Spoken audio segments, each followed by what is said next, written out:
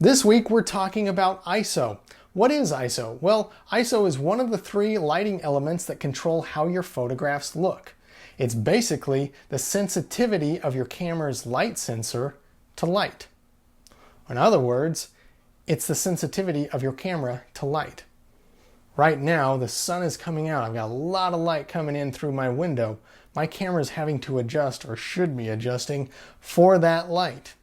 It's basically telling your camera where and when you're taking a photograph, right? Are you outside? Is it noon? There's not a cloud in the sky, full sun. In fact, all the light of the galaxy is on you at that moment. Your camera does not need to be sensitive to light at that moment. Are you outside and it's dark outside and the moon isn't even out? Your camera needs to be sensitive to light because there's not much light around. Same thing if you're indoors. If you're inside like I am right now, but I've got a window right next to the camera, all that light's flooding in. My camera doesn't need to be as sensitive to light as if I were in the basement and there's only one lamp on.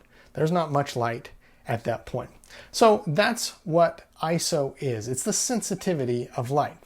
Now ISO is measured in numbers in the hundreds, and they're kind of like speeds, even though no one really refers to them as that. The lowest or slowest speed of ISO is 100. We were talking about full sun, middle of the day. That's when you would use the setting of 100 on your camera for ISO, because that's as low as it goes. That's the least sensitive your camera can get to light.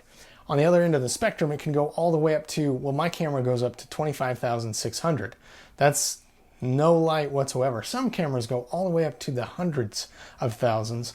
Now, digital cameras have a much larger range of ISO than previous cameras that used film. In fact, back in the day, speaking of film, you had to purchase film based on the ISO you were going to be experiencing. So if you bought ISO 100 film, that was going to be film for outside in the middle of the day. If you decided to go later to somebody's birthday party inside at night in their basement, you weren't going to get very good pictures because that film was built for a certain time of day and a certain location, as a matter of fact. So things are a lot easier now with digital cameras as far as ISO goes.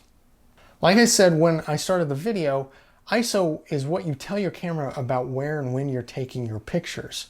Now, it's hard when you're starting out in photography because you're looking for some experience, basically. When I do this, what does it do? Or why should I use this setting in certain circumstances? There are really no hard and fast rules in photography, but there is one that gets close, and it's ISO when you're outside in the middle of the day with full sunshine. You're going to want to set the ISO to 100. Once you get more experience, you can experiment with different ISOs outside. But for right now, just know this. If you're going outside and there's a lot of sunshine, use ISO 100. Now you might ask, if ISO controls the sensitivity to light, but there's two other features that also control light, why don't I just set the ISO to as high as it'll go, and then I'll use just those other two features to control the light? Well, here's the reason. It's grainy photos. What do we mean by a grainy photo? Well, take a look at this photo. I took this picture at about 9 o'clock at night, not a lot of light out, so I had to increase the ISO way up to about 10,000. And look at this. See all of this stuff?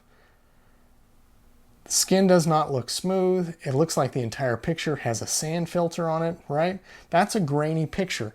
It's not smooth. It's not crisp. It looks unfocused. Like each pixel is separate from every other pixel. Now in dark situations, there's not a whole lot you can do about that. In any other situation, there's a lot you can do about that, and that starts with ISO. In fact, a good rule of thumb is to set the ISO as low as it can go and still see the subject. A low ISO always makes a better photograph than a higher ISO.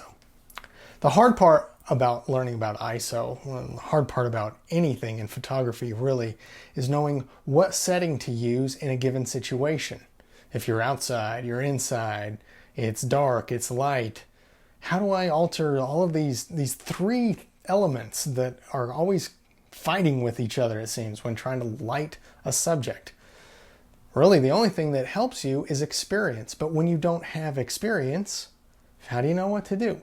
Well, we're going to set some guidelines. They're not hard rules, but they're guidelines for you to follow as you start out in photography. Once you get more experience, you may alter these settings to whatever you feel like, get real creative, get experimental. But for now, if you're just starting out, let's just stick to these settings. The first ISO setting we've already mentioned, but it's worth repeating. If you are outside during the day with full sun, use ISO 100.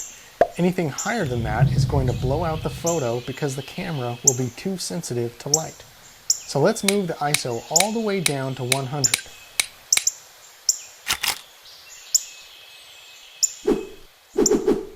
Now let's say you're still outside and it's become overcast and cloudy. We're going to increase the camera's sensitivity to light and set the ISO to around 400 to 800.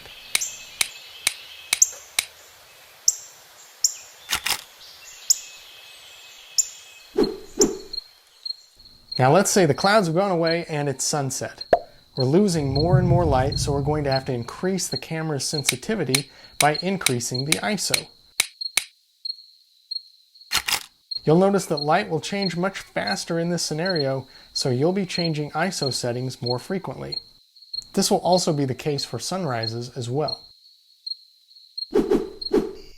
Now it's nighttime, and although the moon is out, it's not providing a lot of available light. This will require you to greatly increase the ISO.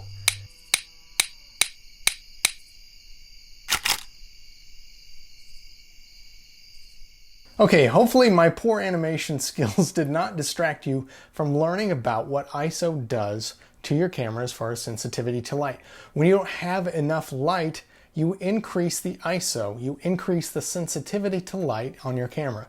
When you have too much light, you decrease the ISO, you decrease the sensitivity to light so that you're not blowing out the photograph. Okay, so this week's assignment is going to be very easy. It's going to be just like the animation you watched. You're going to take 2 photographs and submit them in the discussion board, and you're going to take these pictures outside at 2 different times of day. You're going to select a specific ISO and tell us why you selected it for that time of day. Remember, you're submitting 2 photographs at 2 different times of day and telling us why you selected the ISO that you used. Good luck. Please contact me if you have any questions, and we will see you next week.